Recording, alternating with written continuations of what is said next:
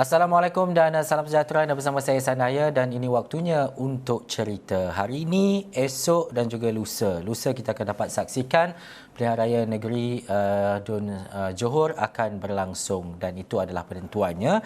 Dan kita melihat kepada mungkin ini sesuatu yang baru apabila undi muda dilaksanakan. Bagaimana kita nak melihat kepada perjalanan dan juga bagaimana PRN itu nanti membentuk satu kerajaan negeri yang baharu nanti. Tetapi untuk cerita hari ini saya nak membawa kepada satu rona ataupun satu warna yang berbeza.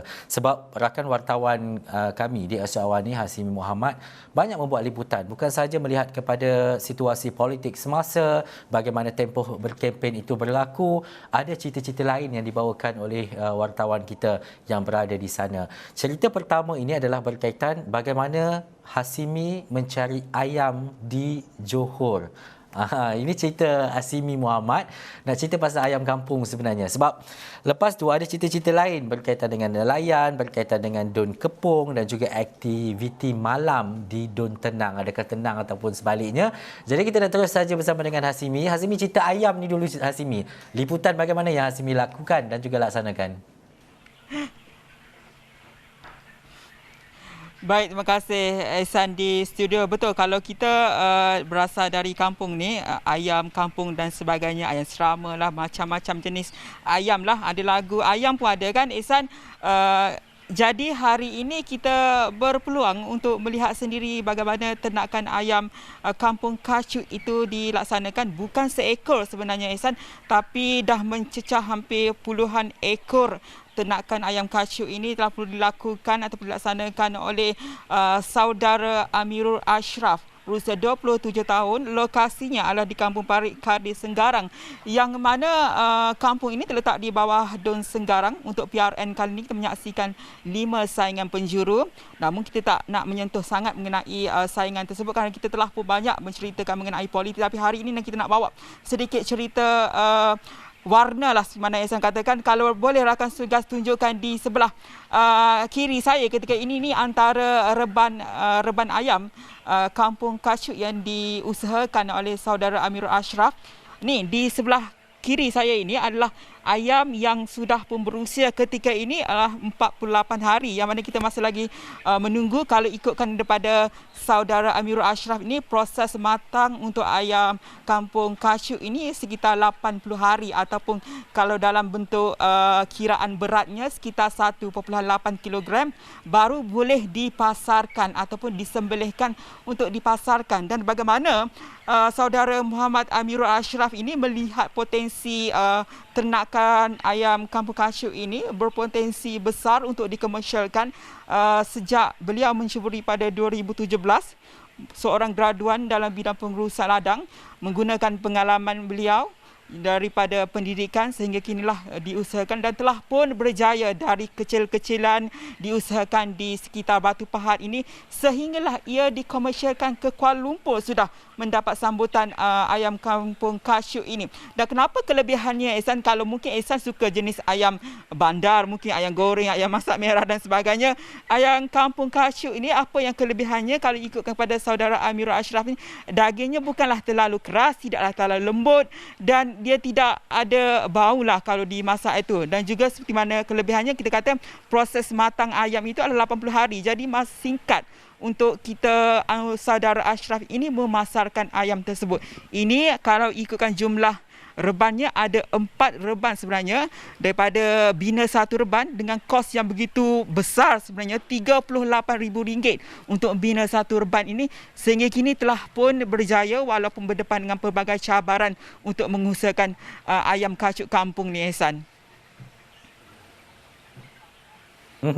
Itu cerita pasal ayam. Kalau tengok tadi visual Hasimi berjalan bersama dengan pengusaha ayam berkenaan, nampak rambut Simi dah panjang. Itu bermakna lama dah Hasimi berada di Johor untuk membuat liputan. Beberapa hari lagi kita akan dapat keputusan. Tetapi cerita lain ni Hasimi, daripada cerita ayam ni tadi, menjadi seorang petani penternak ayam, Hasimi juga melihat bagaimana keadaan menjadi seorang nelayan ini di Dun Renang ringgit.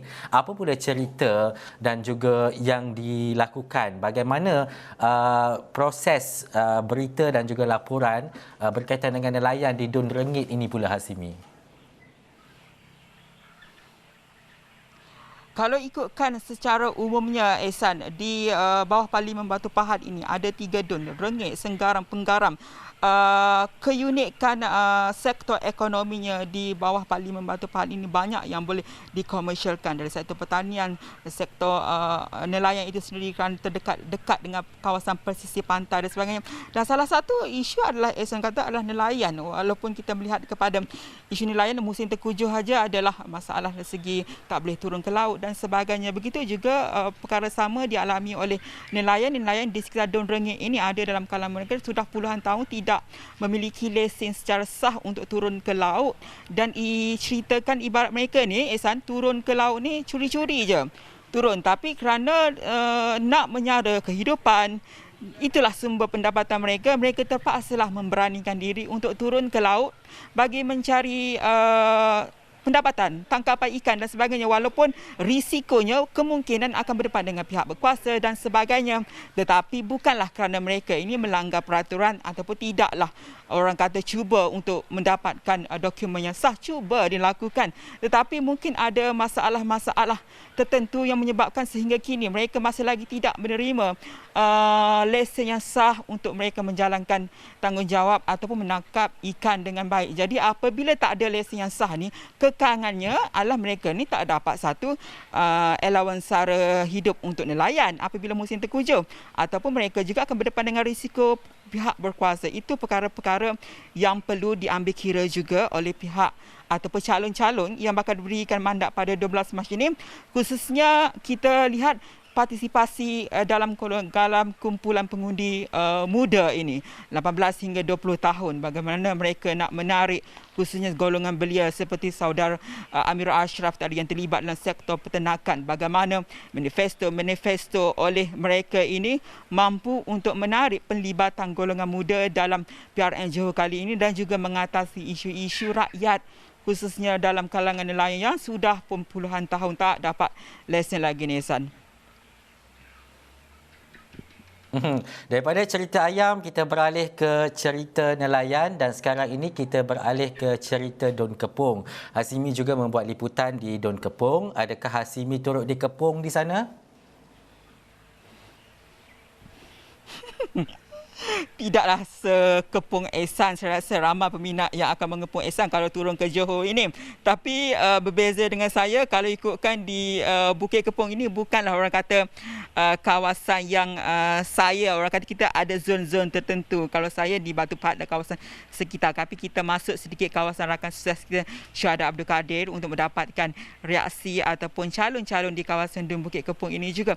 Kerana Dun Bukit Kepong ini antara kerusi panas juga, melibatkan bekas Menteri Besar Johor sebelum ini yang akan bertanding juga, antaranya calon tunggal wanita dari Parti Muda, Afiqah Zulkifli. Jadi perkara-perkara ini mungkin menarik untuk kita lihat dari sudut politik dan juga apa aspirasi yang mereka mahu bawakan untuk rakyat ataupun pengundi di Dun Bukit Kepong ini. Dan salah satu juga selain pada Dun Bukit Kepong, di bawah Parlimen Paguh ini adalah satu lagi adalah Dun Bukit Pasir, yang mana menarik juga untuk melihat aspirasi calon-calon di kawasan tersebut untuk menawarkan pembangunan di kawasan sekitar lah. Kalau ikutkan daripada lokasi saya berada di Batu Pahat atau Parit Raja ini, kita pergi sekitar dalam sejam lebih kita ke sana untuk mendapatkan reaksi-reaksi daripada calon maupun juga pengundi. Itu antara kisah-kisah lah, Ehsan, sepanjang dengan PRN ini. Dan juga bila kita bercakap berkaitan dengan Dun Bukit Kepong antara lokasi dan juga tempat yang memang sentiasa diingati oleh keseluruhan masyarakat dan juga rakyat Malaysia. Berbalik, tadi dah banyak cerita, dah 3 cerita yang Hasimi kongsikan. Ini pula aktiviti malam yang dilaksanakan ataupun yang dilakukan oleh Hasimi. Kadang-kadang bila Hasimi ni hantar liputan ataupun berita itu mungkin dalam pukul 8, pukul 9. Selepas itu apa aktiviti-aktiviti malam yang Hasimi lakukan. Tetapi ini cerita di Dun Tenang, aktiviti malam di sana. Mungkin Hasimi boleh ceritakan juga apa yang Hasimi lakukan.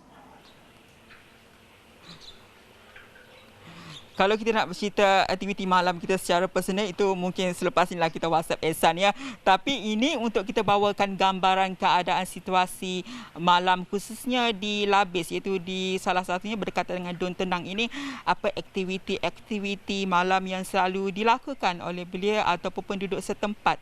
Bagaimana mereka menjana pendapatan, bagaimana mereka mengisi masa lapang dan bagaimana di kawasan Labis ini juga Dun Tenang ini boleh menarik pengunjung untuk datang dan melakukan aktiviti. Dan salah satunya adalah di dataran Labis itu sendiri. Ada aktiviti menyewa skuter elektrik. Kalau di KL atau di Kuala Lumpur, di ibu kota, ada juga tawaran-tawaran itu diberikan dan bagaimana ia mendapat sambutan. Namun berbeza dengan di Johor ini, kita mahu melihat bagaimana aktiviti ini yang diusahakan oleh golongan belia yang saya temu bual sebenarnya mencari modal keluar bekerja di ibu negara dan tempoh 3 tahun lepas tu balik ke kampung halaman membuat bisnes ini untuk menjana pendapatan, dan bagaimana usaha itu perlu dilakukan khususnya untuk orang kata lebih menarik pengunjung di kawasan dataran Labis itu. Apa yang perlu dilakukan, mungkin lagi perlu naik taraf dari sudut infrastruktur awam dan sebagainya untuk menggalakkan lagi pengunjung-pengunjung ke situ. Jadi kalau Ehsan datang ke Labis ini, mungkin boleh naik skuter ataupun kereta elektrik itu. Kalau kereta tu mungkinlah Ehsan tak muat lah kot. Skuter tu mungkin boleh sewa dan naik, rasai sendiri pengalaman di dataran Labis itu, Ehsan. Dan saya percaya yang Hasimi muat naik kereta elektrik berkenaan. Tapi apa pun Hasimi, daripada 4 cerita yang Hasimi ceritakan tadi ni, daripada cerita ayam, cerita nelayan, cerita di Dun Bukit Kepong dan juga aktiviti malam di Dun Tenang, adakah Hasimi sendiri menyertai ataupun merasai pengalaman itu sendiri seperti naik skuter bersama dalam bot bersama dengan nelayan, dapat ke ayam tu bawa balik dan sebagainya, Hasimi?